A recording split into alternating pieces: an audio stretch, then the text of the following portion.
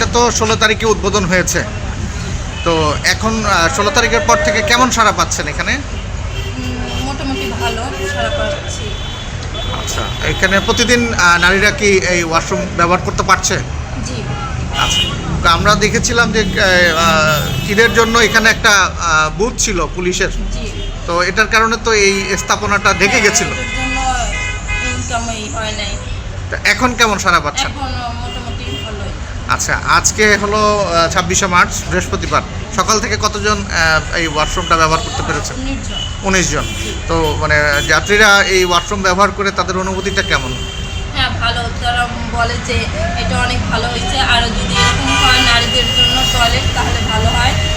আচ্ছা, এটা যে আছে এই মহাখালী বাস টার্মিনালে, এটার প্রচারের জন্য কি কোনো ব্যবস্থা নেওয়া হয়েছে?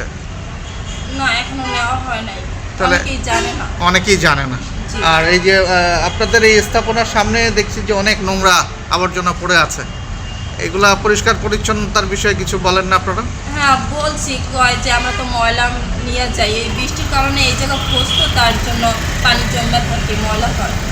আচ্ছা, যেহেতু নারীদের সুব্যবস্থা করার জন্যই এটা করেছেন, জি, জি। তো সেই সুব্যবস্থার জায়গায় যদি এরকম নোংরা আবর্জনা থাকে তো দেখতেও তো খারাপ লাগে। জি, এখন আমগো যদি কোম্পানি যদি কিছু না বলে তাহলে তো আমরা কিছু বলতে পারি আচ্ছা, না। এটা তো এই স্থাপনাটা নির্মাণ করেছেন কি উত্তর সিটি কর্পোরেশন? জি। আচ্ছা, এটা পরিচালনা হয় কি ওনাদের মাধ্যমে না আর কেউ আছে, কোনো প্রতিষ্ঠান আছে? আরও লোক আছে ভূমিজের।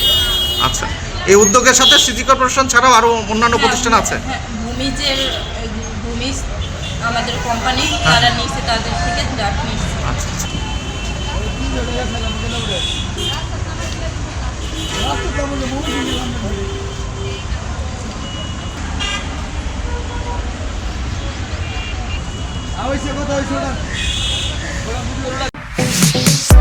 Stella featuring next level, well done, side by side fridge.